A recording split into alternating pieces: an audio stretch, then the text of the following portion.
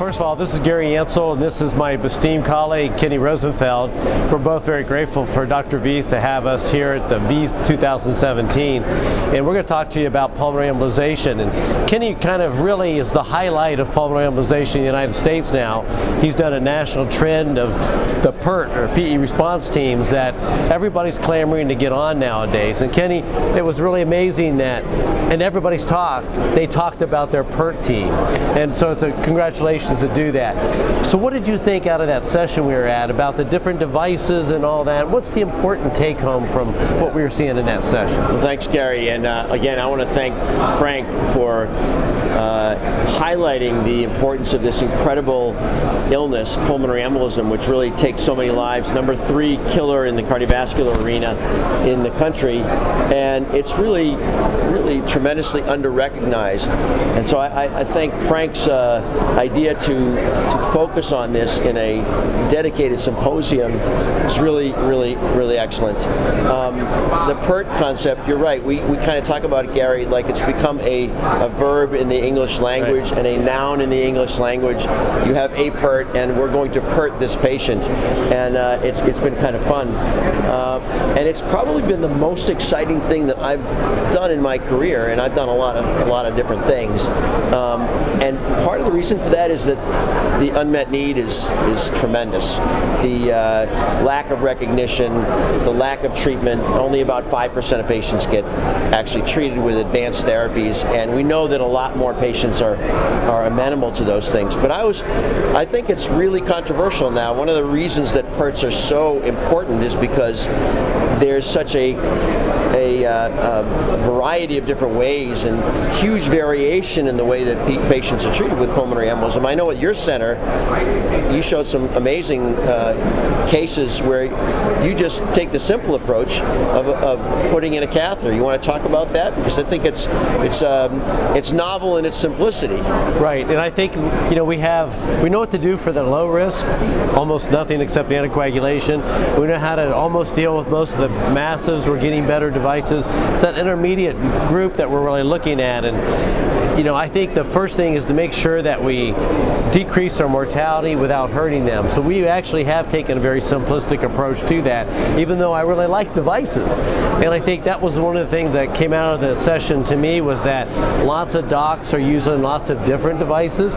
And the interesting thing is this is the birth of this. And that's why we're seeing all these different ways to try to approach this. And it doesn't seem like any of them's perfect yet. What do you think? No, I think that's right.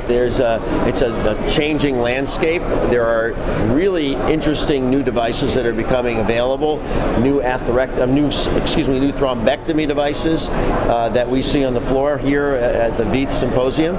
And in addition, we have the large bore, suck it all out with the AngioVac. We have the Echos catheter, which has really generated the most data to date, with thousands of patients getting treated with thrombolytic therapy, and now in very low doses. So we have all these different options available, and I think the challenge for the clinician in the field is, how do I choose amongst those?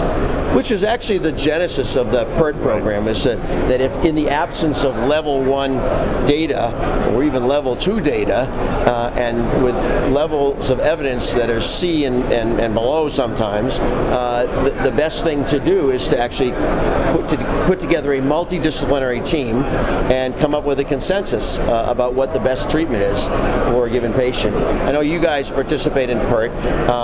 What has been your impression of this movement that's been created almost internationally? And we'll talk about that in a second. Well, I think the big thing is that it's got the different specialties really talking to each other, that we're actually working together. So everything from the emergency room through the pulmonary care to the cardiologist, vascular surgeon, radiologist, all the different specialties are working together to do the best outcome for these patients. And actually, I think it goes beyond what we even have for STEMI, because I think we're actually integrating this diagnosis better than almost any that I've ever seen in the nation for medical care.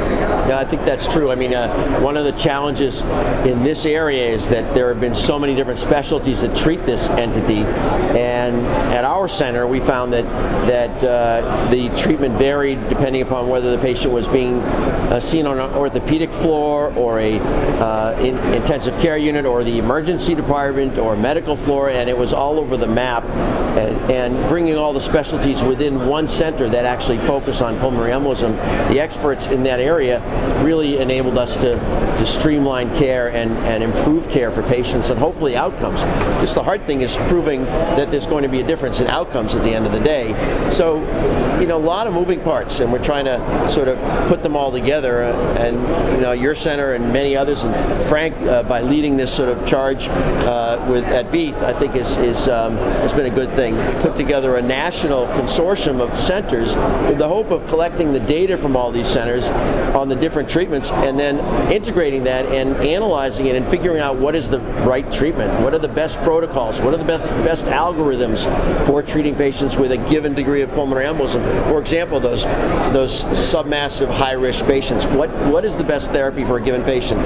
So with that launch of that 501c3 consortium a couple of years ago, there's been tremendous international interest as well. And last spring, at our third annual meeting, we had a cohort from China come, and these are high-level people, and they went back within a month. They had set up their own, what they call the China PERT Consortium. So it's now international, and we're hoping to put together the international collaborative of PERT Consortia that will share data, share practices, best practices, and hopefully streamline care. So it's kind of exciting. Are you ready to go to China? I'm ready to go to China. It shows you this is a patient population that extends across all ages, all nations. Yeah. It's ripe for innovation. That's why it's here at VEITH 2017. I think it's important. One of the things about this disease state, Gary, that I don't know about you and impressed by this, that you said it involves all different ages and classes of people. This is one disease, unlike coronary artery disease, peripheral artery disease, which build up over years and years and years. This disease strikes out of the blue to anybody, and it is, compared to those other two, it is totally preventable. So we really need to work at both the prevention side as well as the treatment side. So thanks again, Dr. VEITH, for having us at VEITH 2017. We really appreciate it. What a great meeting. Thank you. I agree.